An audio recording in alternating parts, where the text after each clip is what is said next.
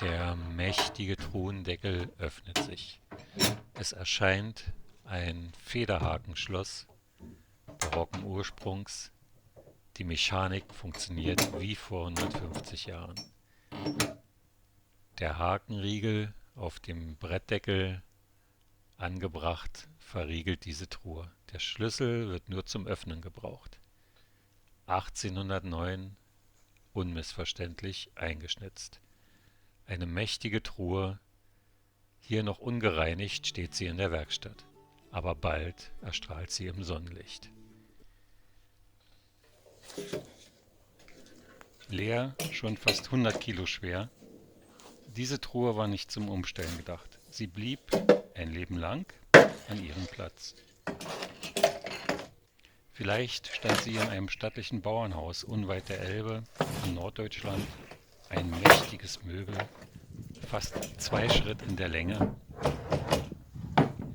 Die Truhe, die ich heute zeige, stammt aus dem Jahre 1809.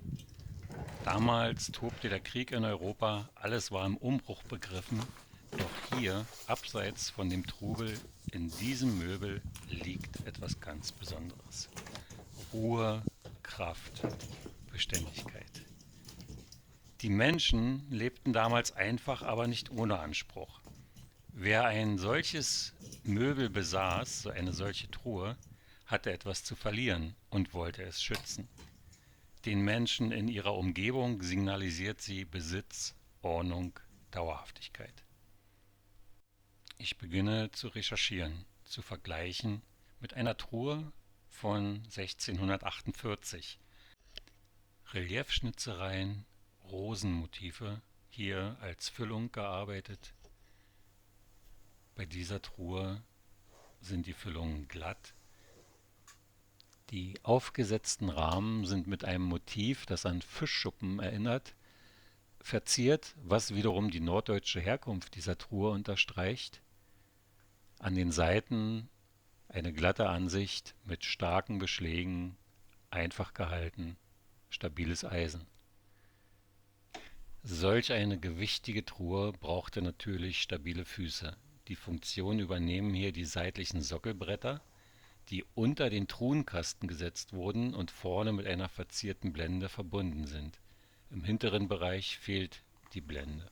Der Deckel, ein einfacher Brettdeckel mit dreiseitig umlaufender Profilleiste, die mit Holznägeln befestigt wurde, und einem aufgesetzten Rahmen. Die Rückwand aber zeigt den Unterschied. Die Schwalbenschwanzverbindung, möglich durch feinere Sägen, durch ein fortschrittliches Handwerk, hier noch in der barocken Ausführung. Die Zinken sind dreieckig spitz zulaufend. An der Truhe von 1648 sehen wir noch die stumpfe Holzverbindung mit Holznägeln und verstärkten Eisenwinkeln wird die Eckverbindung gehalten. Die Spurensuche geht weiter. Dieser Truhenboden konnte konstruktionsbedingt niemals in Berührung mit dem Steinfußboden kommen. Deshalb finden wir hier noch die Spuren des Schrubphobels. Die grobe Bearbeitung für Rückseiten und Unterseiten.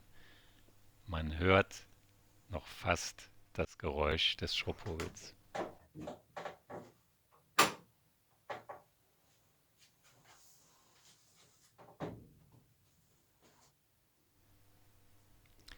Die hohe Kante befindet sich hier auf der rechten Seite. Eventuell eine werkstatttypische oder regionale Besonderheit. Ich kenne sie oft auf der linken Seite von Truhen. Ich beginne mit der sanften Reinigung, indem ich den Schmutz mit Spiritus anlöse und mit feinster Stahlwolle, einer Bürste und Baumwolltüchern abnehme. Das Reinigen ist eine sehr zeitintensive, aber auch sehr notwendige Arbeit, bevor man auf das gereinigte Möbel wieder eine Wachsschutzschicht auftragen kann, ist es absolut notwendig, die Ablagerungen, die keine Patina sind, abzunehmen. Ich mache das hier mit Baumwolltüchern und anhand der Verfärbung der Abnahme erkennt man, ist das jetzt Dreck und kann das weg oder ist das eventuell schon ein Teil der noch vorhandenen Oberfläche. Solange es schwarz verfärbte Partien im Baumwolltuch sind, handelt es sich um Dreck. Wir haben hier keine Rußablagerungen wie bei Gemälden in der Kirche. Das wäre dann wieder eine ideologische Diskussion, ob der Kerzenruß in Kirchen zur Patina gehört oder ob das eine Verschmutzung ist. Hier haben wir es nicht. Hier in den Ritzen lagert sich logischerweise alles Mögliche ab. Das nehme ich hier mit dem Baumwolltuch und den feinen Keil ab.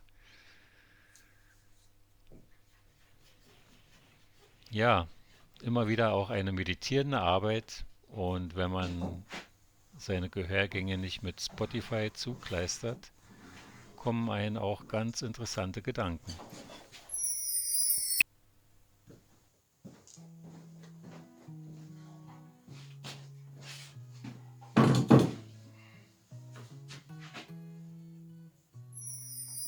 Neun Dreiviertel.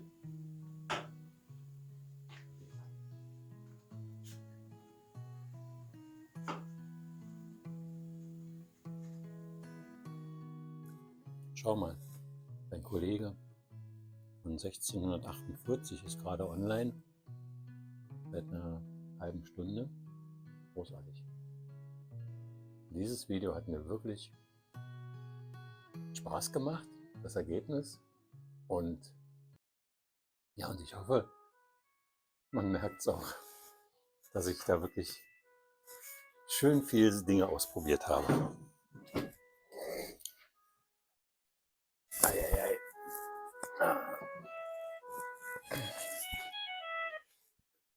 Ja, hi Paco.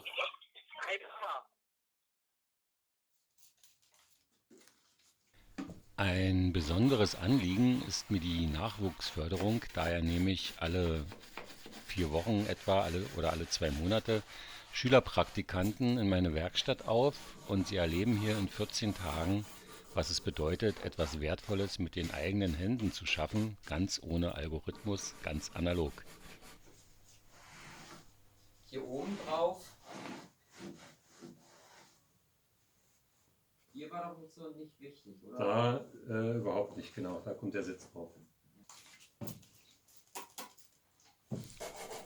Und wer das unterstützen mag, weil er es auch gut findet, der kann mir gerne hier unten in dieser Leiste bei Thanks einen kleinen Motivationskaffee dalassen oder in meiner Kanalbeschreibung unter dem Link Kofi kann man auch 3 Euro, glaube ich, ist das, mir einen kleinen Kaffee spendieren und dann weiß ich, es gibt mehrere Leute, die das auch gut finden, so wie ich. Und dann macht das Ganze auch gleich nochmal viel mehr Spaß und ist für mich eine Motivation, so weiterzumachen.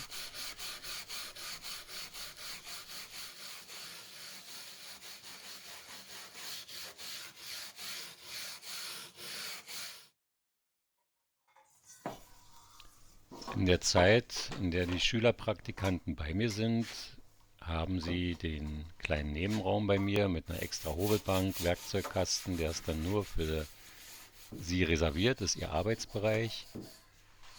Es gibt immer die Möglichkeit, dass wir Dinge zusammen machen, aber oftmals wollen sie eigenes bearbeiten und erschaffen. Manchmal bringen sich ein paar Schüler kleine Kästchen von zu Hause mit, die sie reparieren wollen. Oder jemand hat auch schon mal seinen Stuhl mitgebracht. Aber ansonsten gibt es bei mir auch immer die Möglichkeit, an Stühlen zu arbeiten. Die sind das ganze Jahr hier vorhanden. Sie kommen auf jeden Fall in Kontakt mit Glutinleim, die verschiedensten Formen, mit Shellac-Oberflächen oder Wachsoberflächen. Der Beginn ist meistens so, ich fange an mit einem Rahmen, der in Teile geschnitten werden muss, im rechten Winkel angerissen und dort wird eine Schlitz-Zapfen-Verbindung von Hand hergestellt. Also das Loch ausstemmen, den Zapfen anschneiden und da merkt man dann schon die Geschicklichkeit und die Lust. Und wer dann noch weiter Lust hat, kann das Thema vertiefen. Oder ich habe Projekte, die ich anbiete, Stühle, kleine Kästchen, die zu bearbeiten sind. Oder jemand hat sich etwas selber von zu Hause mitgebracht. Wir hatten hier auch dieses tolle Bogenschachspiel. Dort gibt es auch ein Video dazu. Das hat ein Schüler sich selber ausgedacht und auch hier in dieser Werkstatt gemacht. Und sowas finde ich schon sehr faszinierend. So. Centerstuhl ist auch fertig. Der dritte Stuhl ist auch fertig. Weiter. Zweiter. Cool. Jetzt haben wir es gut vor 1. Ich sag mal, schaffst du noch den dritten und dann machen wir Mittag? Oder wie ist der Hunger? Ja, glaube ich. Ja, okay. Dann, das ist nämlich auch so ein Ding, dass man sich so die Arbeitszeit so einteilt. Okay, mache ich jetzt Mittag oder nutze ich die Mittagspause als Trockenzeit für die Sachen und kann dann danach weitermachen. So, ne? Oder wenn man was verleihen will, dann ist es immer gut, das vor Mittag zu machen, dann kannst du nach dem Mittag manchmal schon weitermachen.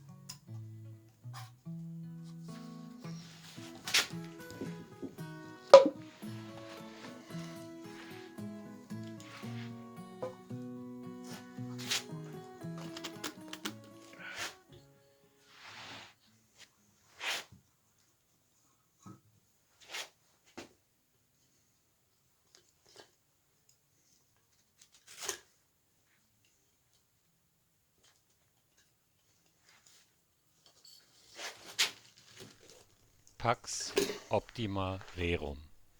Der Frieden ist das höchste Gut.